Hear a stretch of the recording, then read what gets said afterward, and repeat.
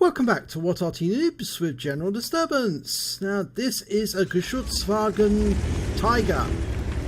It's the Tier 9 German SPG and we're located on the south spawn of Mountain Pass. And it's being commanded by Captain Ashstorm. And as many of you know, Captain Ashstorm is one of the admins of What Arty Noobs. Okay, now he's got a T-92 going into a firing position right at the back of the map. And it looks like Captain Ashstorm is trying to find a firing position in those trees, but he's settled and he's now looking for targets. Now, what some of you may or may not know is that the GW Tiger was actually supposed to be a self-propelled gun which had the ability to be dismounted from the vehicle and fired as an artillery piece on its own. Okay, he's got a Gorilla 15 there. Tank destroyer, tier 10, round out. Oh, big strike! 1095 hit points straight away, 2 critical hits. That certainly ruined that Gorilla 15. He's down to a very few left now. Okay, we've got an STR-VS1, the tier 8 Swedish premium SPG tank destroyer, sitting up on top of the plateau at the north end, north spawn. Now he's indicating target, so I suspect he's going to fire. Round out. Oh, I saw a tracer from an Arty there. I saw a tracer. He appears to be in the pass. Now it's a 33.93 second reload. I also saw another tracer from on top of the plateau near where that STRV was. So it appears that both of the Artys are firing from fairly close, or rather close-ish. He's having a quick look on what used to be known as the Ice Road.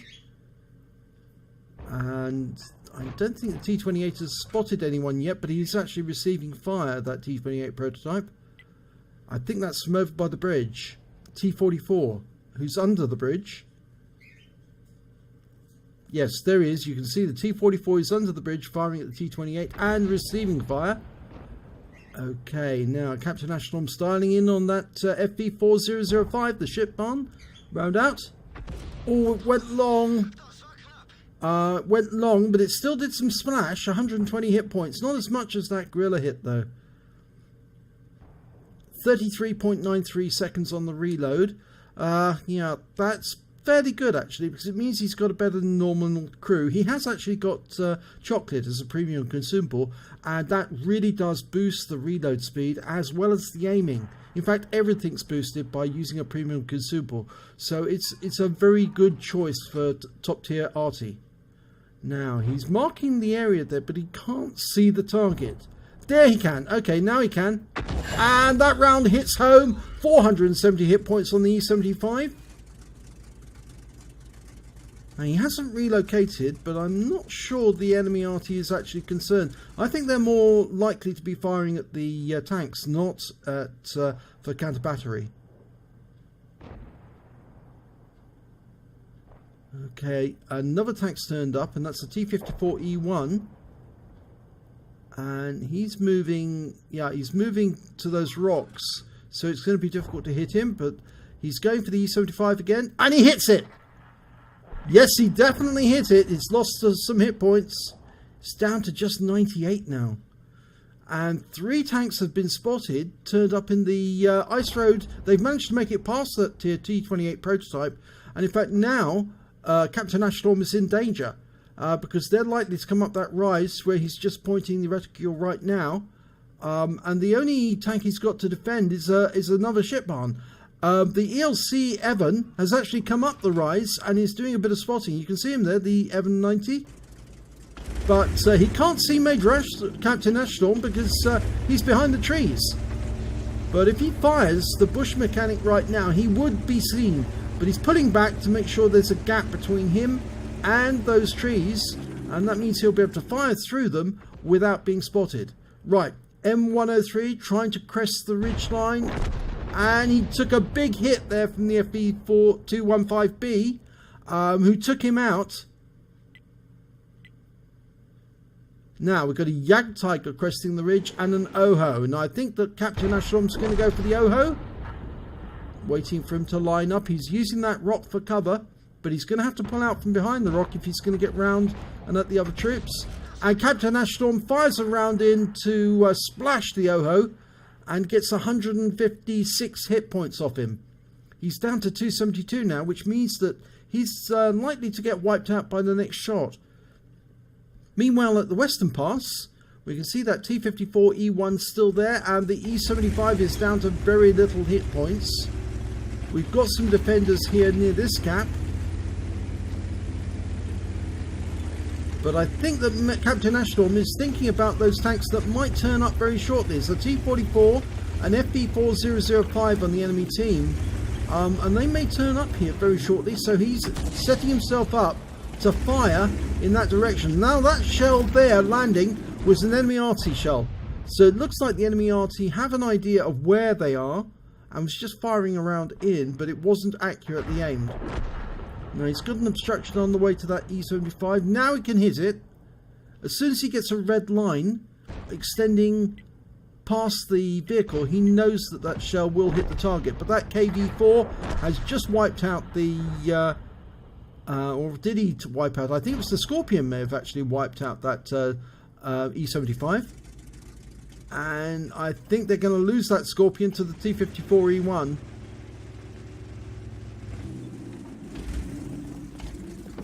Oh, he's trying to get around that T-54E1. But the moment he gets around the other side, I think he's going to be faced with that FB4005 and the T-44. And yes, he has been wiped out, but he was taken out by the enemy T-44.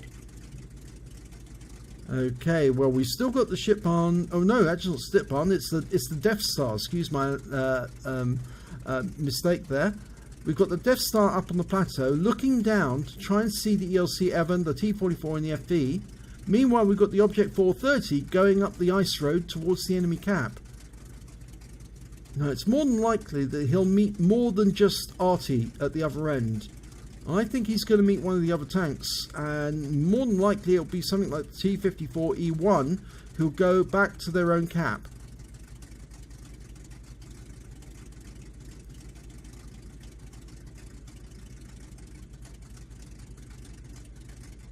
Still nobody turned up. The FB4005 on Captain Ashstorm's team is actually going around to defend, but they can't see anything yet, so it makes you wonder where they've gone.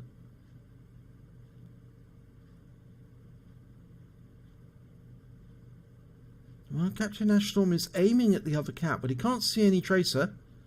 Not yet, at least. So that just means that Arty's just not firing at the moment. There's nothing to fire at. They don't have any targets to shoot. Ah, they found the ELC Evan, so he went back, and he's now fighting the Object 430. You know, they've only got 3 rounds, the Evan, so the maximum damage they can do is about 600 hit points before they have to disappear and recharge, reload. And I suspect that Evan is going to meet a sticky end at the hands of that Object 430, because he doesn't have to spend a long time reloading. And there's a Batchat 155-58 turned up. Oh, he's fired at the Object 430, but the Evan's gone down. Right, Captain Ashstorm can't reach the 155-58 at the moment, but he just fired another of his shots from his magazine. He's only got 3 shots as well. And it's climbing that plateau again. Now, Captain Ashstorm fires a round in. And he's killed the Batchat 155-58. So he's taken out one of the enemy Arty. And the other enemy Arty is a GW Tiger, just like his. But we don't know where he is yet. And I suspect that it was the 155-58 we saw up on the plateau. And the GW Tiger was firing from the pass, just to the southwest of where he's aiming right now. Well, we just lost the FB4005, which just leaves us with the Object 430 in the enemy cap now. And the Malshan, who's near our cap. And the enemy T-44 has gone back, and he's engaging the Object 430. Captain Ashstorm fires. And he splash kills the T-44. That means the Object 430 can carry on capping. But we still don't know where that GW Tiger is. And, oh, that's bad. We've just lost the Martian. And it looks to me like the FP4005 on the enemy team is making his way back to his own cap. We've lost sight of him temporarily. Sort of indicate to me that the GW Tiger doesn't want to go back to the cap to reset because he knows the 430 would take him out immediately. But that might not be the case with the FP4005 because he will probably be taken out. He will probably take out the Object 430 with one shot.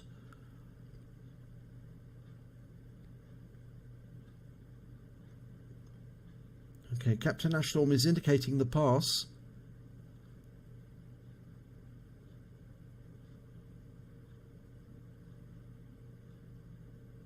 I think he thinks that's where the FP4005 is going to turn up, and I think he's right. That's more than likely that the shipman on the enemy team is actually making his way along there right now. But I think he needs to adjust his aim slightly further forward, because my suspicion is he'll pass around that corner, and there he is. Okay, yes, I was right. And he's just fired a big round into the Object 430, and Captain Ashstorm fires in. Oh no! And the GW Tiger tag teamed with the FP4005, and he went round the corner whilst the Object 430 was recovering, and shot him and killed him. Oh dear, this is really bad now. So it's 2 versus 1. Captain Ashstorm is all on his own. All he can do now is defend his own cap against the approaching enemy. The one good thing is that the FP4005 does not have much in the way of hit points left. One splash kill should be enough to take him out. The only problem for Captain Ashstorm is that the GW Tiger is full health. And if they both come back together at the same time, it's going to be very difficult for him to cope with both of them. But if one of them comes back first, he can take that one out and then reload, hopefully in time, to deal with the other one. We'll just have to wait and see who's going to be first. My guessing is that it will be the FP4005 that will turn up first. I doubt that they will both come in together. There is a speed differential between the vehicles. That's the reason why. Okay, that's the 2-minute warning. Now, Captain Ashstorm's got standard HE loaded. And as the graphic shows, it can do a damage of 1100 hit points. So it can more than likely take out that FP4005 with one shot. He has got the option to load premium ammo. But of course that would take 33 seconds, and that will also do the same. And there's the FP4005, and he's locked on manually, and he shotguns him. That was amazing. He got him. He got him when he was some distance away. He didn't actually wait for the FP to come to the cap. He shotgunned him from a little way away. Oh, right. There's the GW Tiger. He's turned up a little late. And, oh, he's hit Captain Ashstorm for 450 hit points, but they've both got the same reload time, which means that Captain Ashstorm is going to reload first, and he's going to have a go at this GW Tiger. All he has to do is drive up and shoot him, and he wins the game. 500 hit points, wipes out the enemy GW Tiger.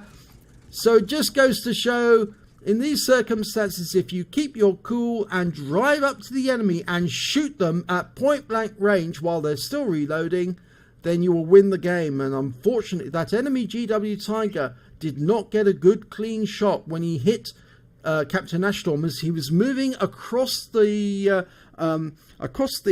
visually not side on, but across the field of view of the enemy GW Tiger. He was forcing the GW Tiger to keep adjusting his aim, and that is how he won the game. And that is a very good technique, I can tell you, that does work on other Arties as well. So let's have a look at the end of battle stats for this game.